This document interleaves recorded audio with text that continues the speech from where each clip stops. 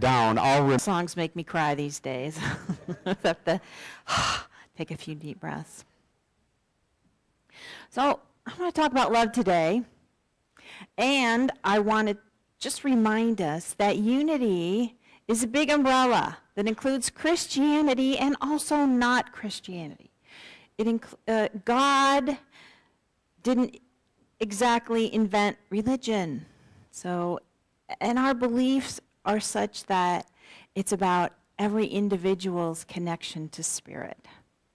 And around Christmas, we definitely focus a fair amount on the Christmas story. And in our Christmas Eve service, we'll have a metaphysical reading for each aspect of the Christmas story. That's a really unity thing, to look at the underlying spiritual symbol, how it relates to you of, for example, the baby Jesus or Joseph, and the power of love or the power of power, those kind of things. So that's what the beautiful Christmas Eve service will, with music from Deb, Chris, and a few other musicians, so it is a lovely night. But I just wanted to remind us that sometimes the story, the traditional story isn't everybody's story. It's not everybody's favorite story about love. Because after all, it was a specific genre about important people 2,000 years ago. That was the genre. If you were an important person, you were going to have a groovy birth story like that. Something like with a special star and wise men, and that your life would be foretold to be great.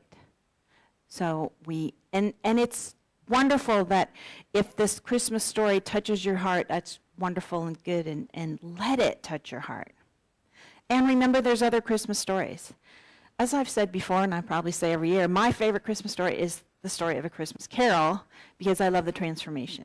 I love the transformation of Ebenezer Scrooge into this wonderful, loving, goofy, crazy, happy man who celebrates Christmas, every day.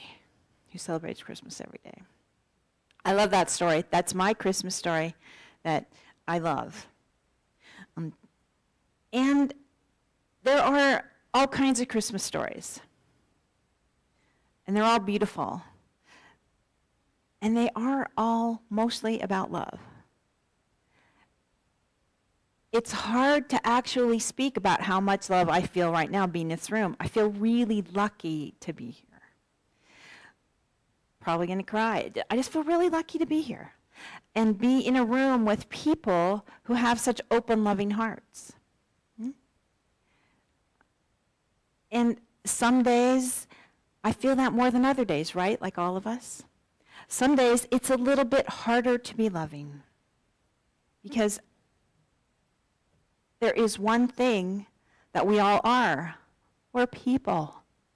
So I can guarantee you we're going to rub up against each other a little bit. So even though especially right now, man, it's just easy for me to feel loving and open-hearted and wonderful, and listening to the music and the scripture and the daily word, I feel very expanded. But why, as a matter of fact, just this morning, I was a little contracted. You can ask Roland, he'll tell you.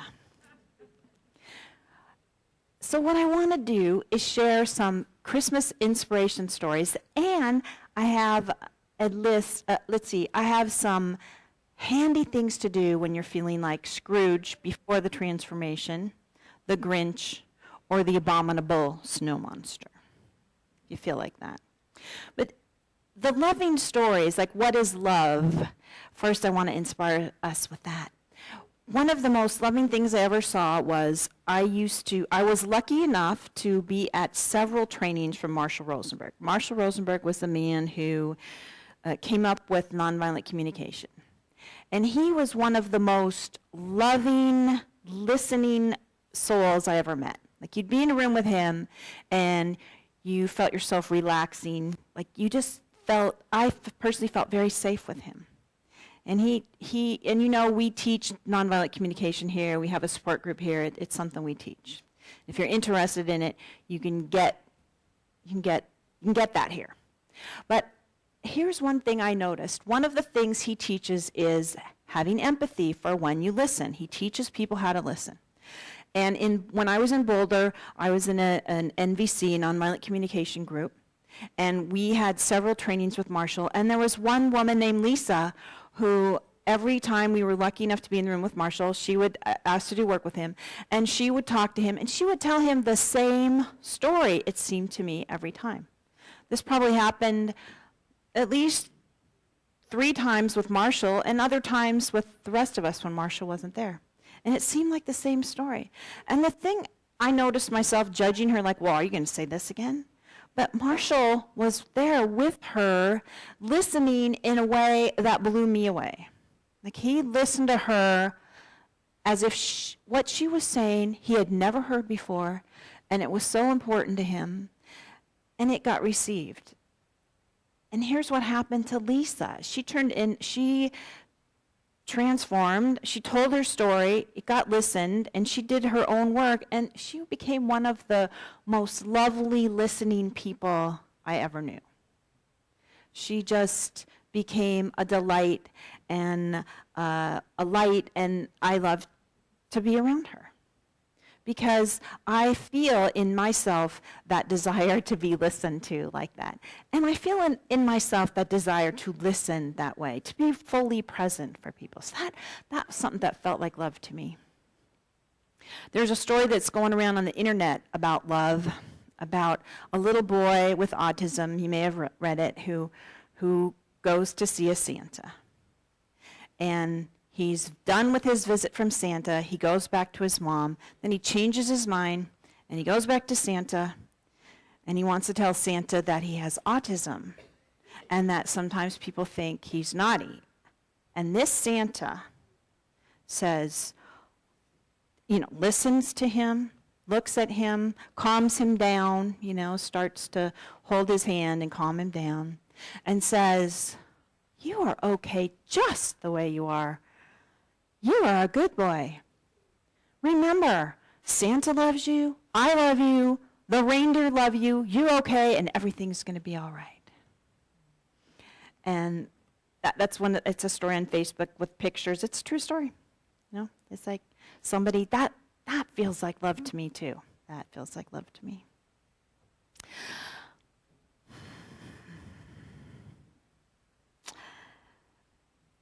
I have 2 more stories. One of them is a personal story, and one of them isn't. Well, I often like to quote Dr. David R. Hawkins, who is a great teacher for me, and he has given us the mind map, and he talks about how he teaches that we are all on a path for our spiritual evolution, and we're all at different places.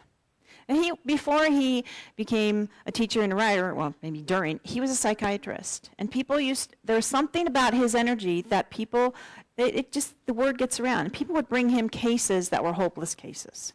And one time, somebody brought a person who was dreadfully needy, who was a nonverbal, just shut down human being, and brought the person to Dr. Hawkins. And this is what he said about that. He said he was in the room with the person, and that he realized that his only job was to just look at the presence of who this person really was. Just to see this person at a soul level. And that the person who was agitated just relaxed, and healing came. And I don't even know, there isn't like any follow through of the story, and this person was okay from then on. It doesn't matter, because at that point, at that point, the healing happened of being connected to, at such a deep level, that okayness, I love you, the reindeer love you, and you are okay just the way you are, that deep level. And then I've talked about this lady before, and there's something about it I just can't get out of my head. It's my yoga teacher at the Y. And there is something about her presence that I feel loved. And believe me, she's making me do really terrible things. If you've ever had yoga, you know, it's like there's good news and bad news about that. You always feel good afterwards, but during, you're a little bit like, are you kidding me? There's something about her, and it's ineffable, meaning I really can't describe what it is about her that feels like love. But she just exudes this lovingness and joyfulness and cheerfulness that every time I go into that room, and they're all wonderful, all yoga teachers I've ever met are wonderful giving beings, but there's something about her that is, I feel the deep, I believe it's she's got that connection to, I love you, you're okay, the reindeer love you, everything's going to be all right, you know? And she believes it at such a deep level that I feel it too, you know? I feel it too, no matter what strange position I am attempting to do. Now, I have a handout that Brian's going to hand out to you, Brian and Kathy, and on it, on the first page, there's a beautiful quote by Pierre Teilhard de Chardin, which I'm going to say. It's one of my favorite quotes about love. Driven by the forces of love, the fragments of the world seek each other so that the world may come into being. Love alone is capable of uniting living beings in such a way as to complete and fulfill them. For love alone takes them and joins them by what is deepest in themselves. So love is the ineffable thing in our consciousness that takes us and joins us by what is deepest in ourselves.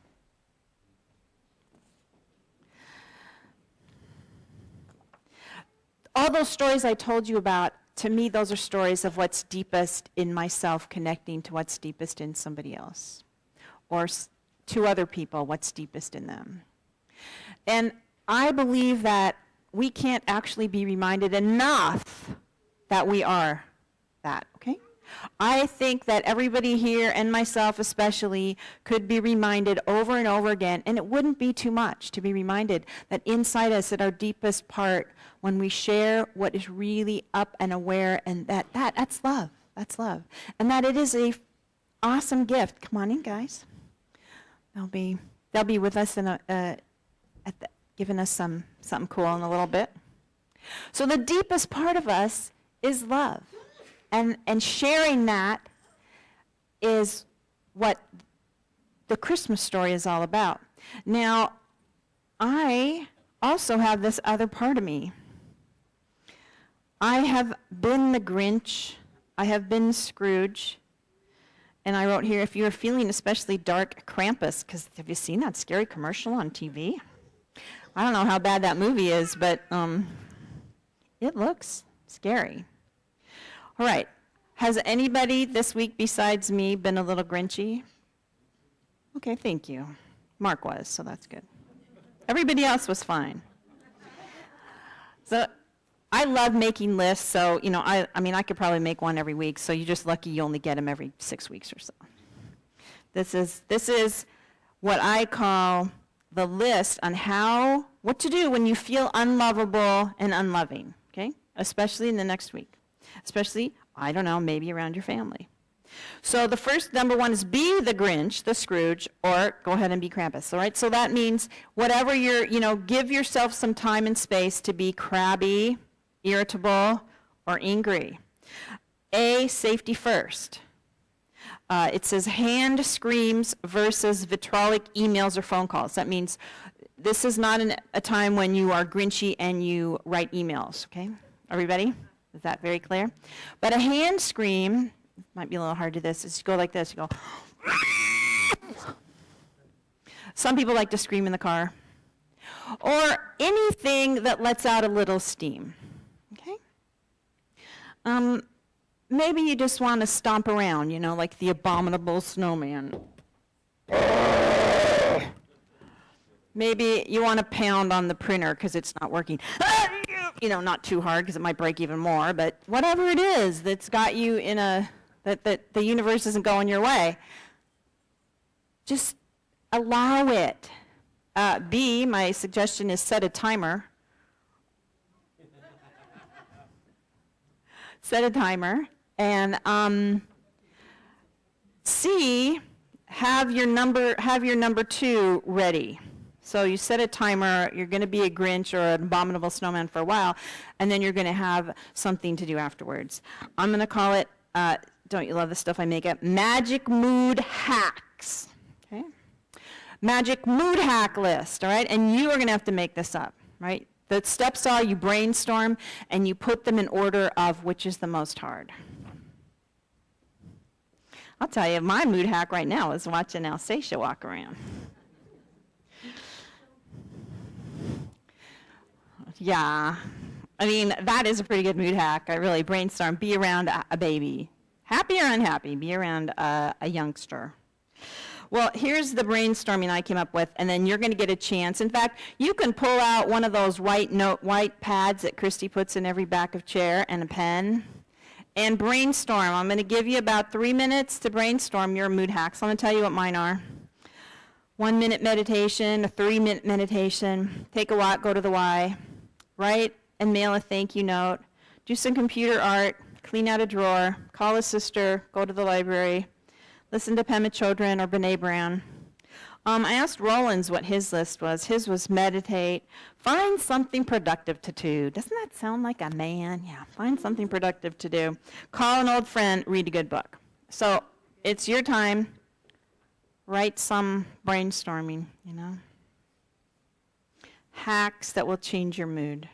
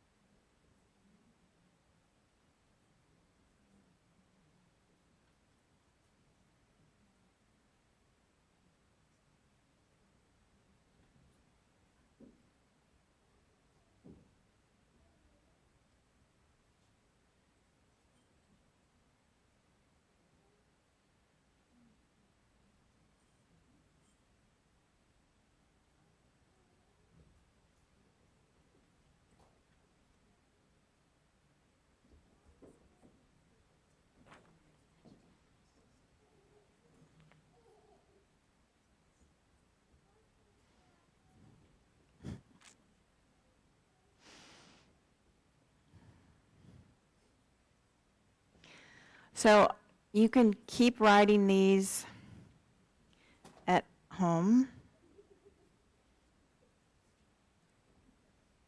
In fact, and actually, I was going to say, if somebody has a really good one and they want to tell us, it would be kind of fun to share. I'm going to make my worship assistant come up with a microphone and help you. Brian, will you, if somebody wants to share their list? Or 1 or 2 things that you like that really help? Because, you know, I forgot how much fun it is to be around a baby until I saw Sasha walking around. That should go on my list.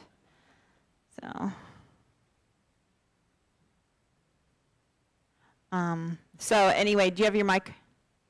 Oh, here it is. Just if anybody want to share one? Chrissy does. Hold a cat and listen to it purr. So good. So, okay. You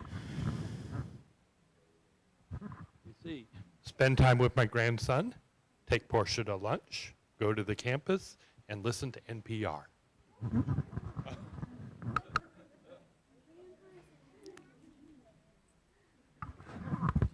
I had listen to music, walk the dogs, bake something yummy, and be with my friend Kathy.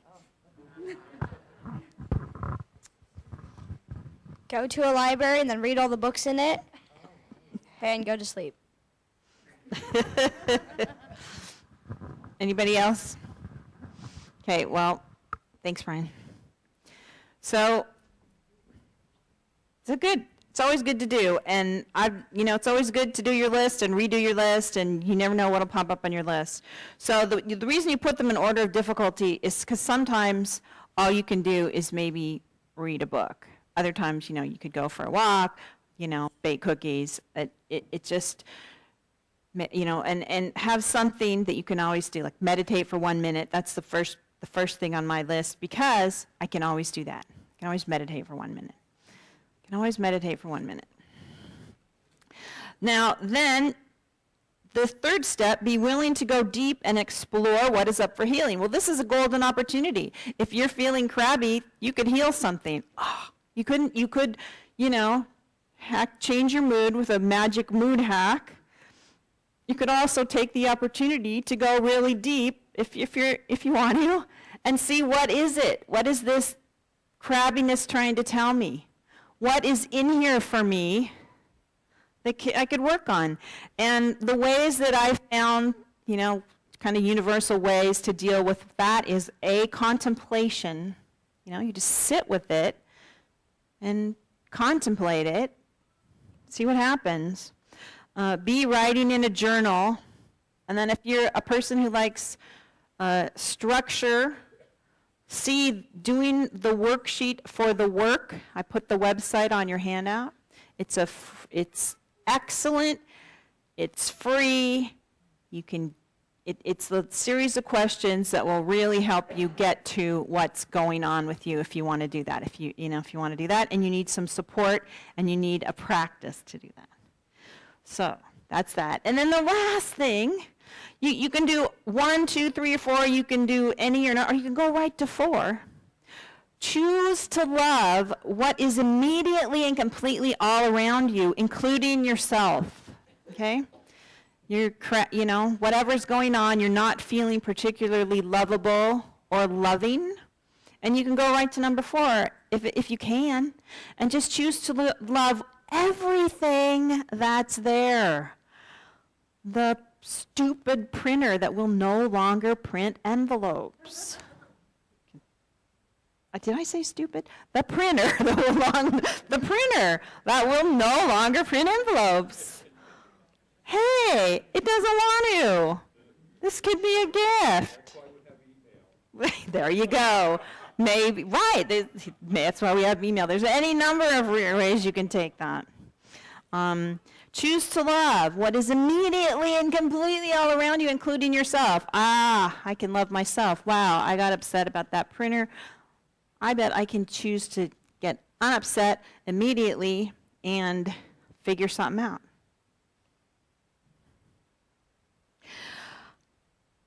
Then, if you need help, ask for it. This is something I found out a couple of years ago, that you get to say this and it works. You just say, I ask for all the spiritual help that's available to me right now in this moment. And it comes. Because Spirit is all around us. So anytime you ask for all the available spiritual help, seen and unseen, it comes. It's probably the best hack of all, So it comes.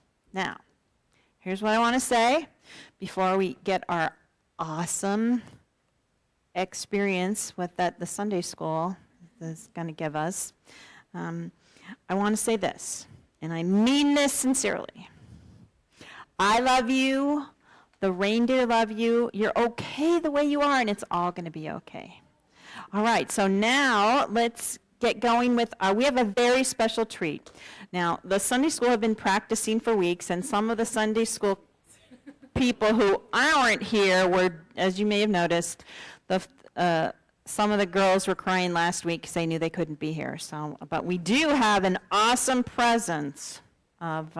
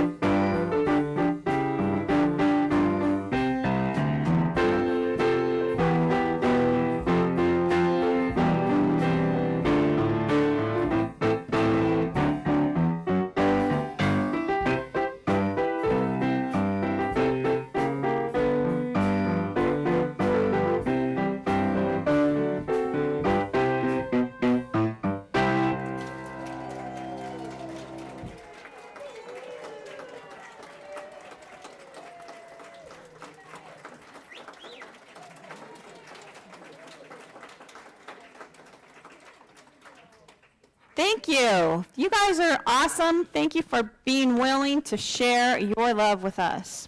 Now, did that feel like love? It felt like love.